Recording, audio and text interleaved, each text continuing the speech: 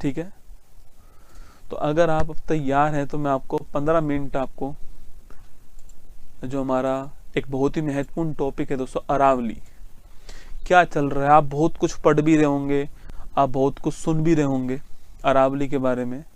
अगर आपको हो तो मैं आपको 15-20 मिनट जो है पूरी कहानी अरावली की पढ़ा दूं, अगर आपको हो तो बताओ कौन कौन तैयार है। क्योंकि ज़्यादा इकोनॉमिक्स पढ़ाऊंगा तो आपका हो सकता है दिमाग जो है वो फ्यूज उड़ जाए, है ना। पता लगा शाम तक काम ही नहीं कर रहा है दिमाग इतना एनएनपी जीडीपी भर गया है दिमाग में, काम ही नहीं कर रहा है ना। तो अगर आप तैयार हो तो बताओ मुझे, एक बार कमेंट रिफ्रेश करो एक बार। अगर आप तैयार हो तो, क्योंकि बहुत कुछ चल रहा होगा ना, आप अपने इंस्टाग्राम पर, अपने आसपास या अखबारों में आप खूब सारी चीज़ें पढ़ते हैं। तो अगर मैं आपको 15-20 मिनट अगर आप चाहो तो मैं आपको सारा केस सब कुछ जो है उसके बारे में आपको समझा दूँ, ठीक है। तैयार हो आप? चलिए, अब जिनको नहीं पढ़ना है वो जा भी सकता है ना, ऐसा नहीं कि नहीं है, ठीक है। छुट्टी कर दो, जिनको छुट्टी चाहिए वो क्लास बंद कर दो, छुट्टी हो गई। चलो, है ना, मैं आपको समझाता हूँ दोस्तों अरावली जो है उसके बारे में सब कुछ समझाता हूँ, ठीक है। तो अरावली पर्वत अभी इस समय चर्चा का विषय बनी हुई है। कारण आप सभी जानते हैं, सेव अरावली। आप जो है ये हैशटैग खूब देख रहे होंगे कि भारत को बचाना है तो अरावली को बचाना पड़ेगा, ठीक है।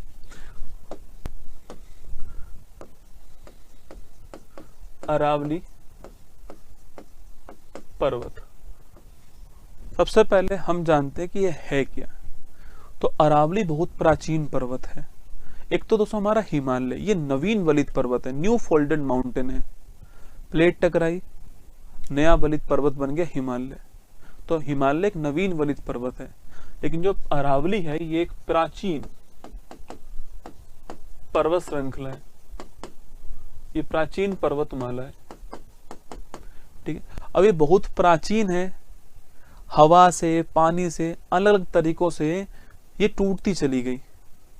ऊंचाई इसकी कम होती, क्योंकि हिमालय तो नया है तो उत्थान हो रहा है हिमालय का, उसकी ऊंचाई बढ़ रही है। जबकि इसकी लंबे समय से ये अपर्दन इसमें हो रहा है, जल से, हवा से, बहुत तरीकों से, तो ये टूटती चली गई है। इसलिए इसको अब अवशिष्ट पर्वत कहते हैं, इसे अब अवशिष्ट पर्वत कहते हैं। कारण क्या है उसका?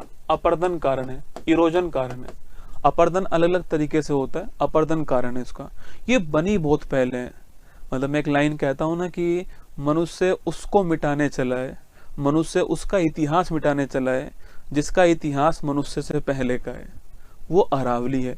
ये प्री कैम्ब्रियन युग में बनी हुई है, ये प्री कैम्ब्रियन जो युग है इसमें बनी हुई है अरावली। अगर दोस्तों आप अरावली को मैप में देखोगे तो कुछ आपको इस प्रकार जो है अरावली दिखाई देगी। ये गुजरात से स्टार्ट होती है, अधिकांश भाग इसका राजस्थान के अंदर है, फिर हरियाणा में और दिल्ली में ये समाप्त हो जाती है।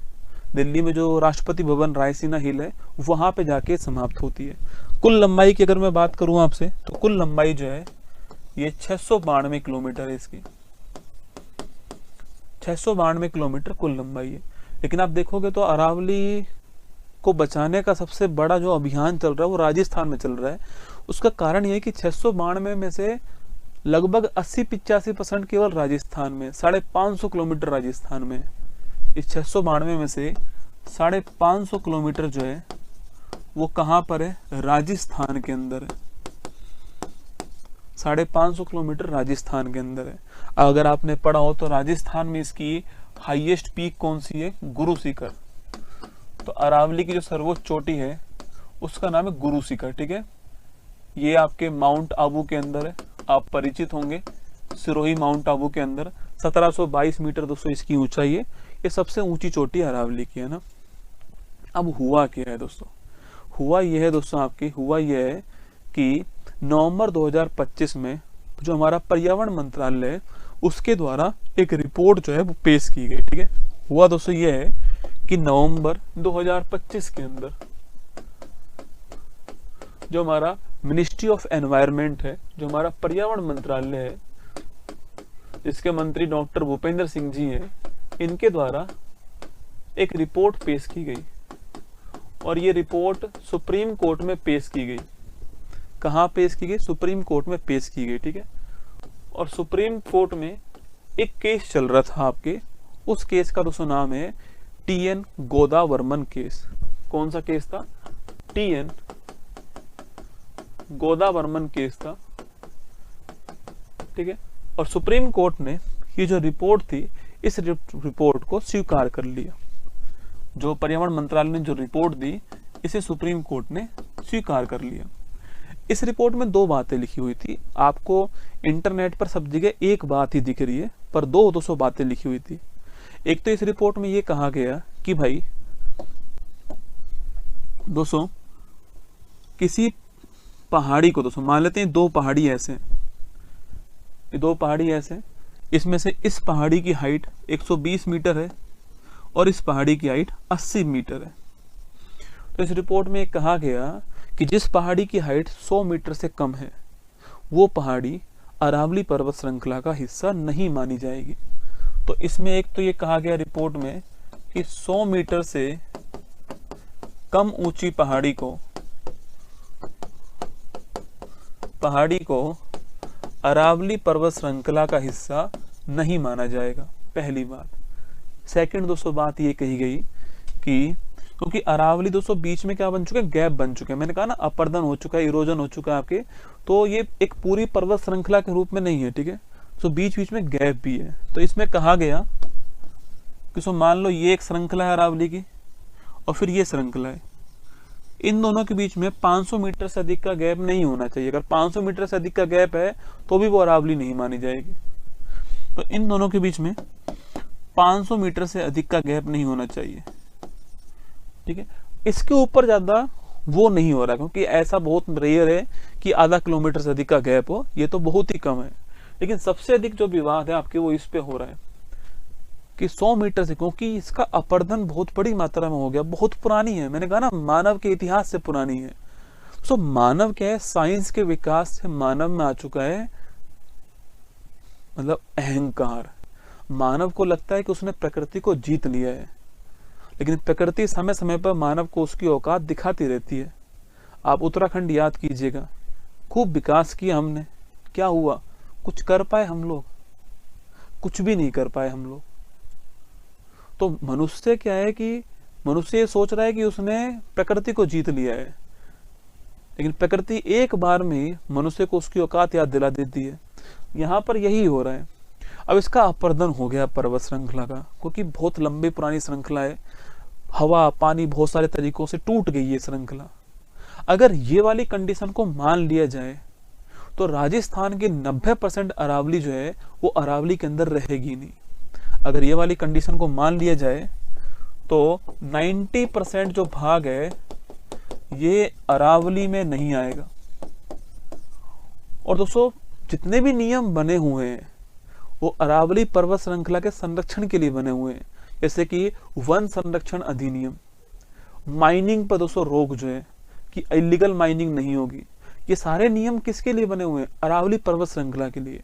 और जब वहां पे कानून लागू नहीं होगा, अगर सड़क पर आप चल रहे हो और हेलमेट नहीं पहनने का आपको कोई भी जुर्माना नहीं देना पड़े, तो 100 में से 90 लोग हेलमेट नहीं पहनेंगे। वही केस यहाँ पर है कि जब उनको पता लगेगा कि ये हिस्सा अरावली के अंदर आ ही नहीं रहा है, तो वहां पर इलीगल माइनिंग होगी ही होगी। माना कि सरकार ये कह रही है कि हम अरावली से बाहर नहीं कर रहे हैं, लेकिन सबके मन में डाउट इससे हो चुका है, ये 100 मीटर वाले से। दोस्तों अगर अरावली जो है आपके यहां पर अगर इलीगल माइनिंग हो, इलीगल माइनिंग अगर यहां पर हो, ठीक है, अवैध दोस्तों खनन यहां पर हो, तो इसको काटा जाएगा। अगर अरावली नष्ट होती है तो क्या क्या प्रभाव पड़ता है आपको पता होना चाहिए दोस्तों। सुनिएगा दोस्तों, अगर अरावली नष्ट होती है, इसके प्रभाव सुनिए आप। एक्चुअली में क्या है कि हमें किसी चीज की कीमत तब तक पता नहीं लगती जब तक वो चीज हमसे दूर चली नहीं जाती है। दोस्तों अगर अरावली नष्ट हो गई तो होता क्या है दोस्तों, ऐसे अरावली है और इधर है थार का मरुस्थल। अब इस थार के मरुस्थल को आगे बढ़ने से, क्योंकि रेत ही तो है। सो रेत तो हवा आएगी तो रेत तो उड़ेगी, लेकिन इस अरावली के कारण ये थार का मरुस्थल आगे नहीं बढ़ पा रहा है। अगर ये अरावली यहाँ से कट गई तो ये सारी रेत जो है आगे बढ़ेगी, तो मरुस्थलीकरण होगा, डेजर्टिफिकेशन होगा, मरुस्थल का विस्तार होगा, और ये मरुस्थल उत्तर भारत में फैल जाएगा। सेकंड दोस्तों, यहाँ पर जो आंधी भरी, जो आपकी धूल भरी जो आंधी चलती है, ठीक है, लू जो चलती है, उसका ये अरावली उसकी स्पीड को धीमा करती है, अरावली उसको रोक लेती है, एक बैरियर की तरह काम करती है। अगर ये नहीं होगी तो ये सारी हवाएं, धूल भरी हवाएं, ये आपके लू जो है वो आपके उत्तर भारत की ओर बढ़ जाएगा। तो लू और धूल भरी जो आंधी है, इनका प्रकोप बढ़ेगा। थर्ड, यहाँ से बहुत सारी जो नदियां निकलती हैं, आपकी नदियां निकलती हैं यहाँ से बहुत सारी। अगर अरावली ही नहीं होगी तो फिर वहां पर नदी निकलेगी भी नहीं, तो इससे जल का स्रोत जो है यह कम होगा। ठीक है, यहाँ पर पहाड़ है, पानी बरसता है, पानी अंदर की ओर जाता है, तो ग्राउंड वाटर रिचार्ज होता है। अगर ये नहीं होगा तो ग्राउंड वाटर भी रिचार्ज नहीं होगा।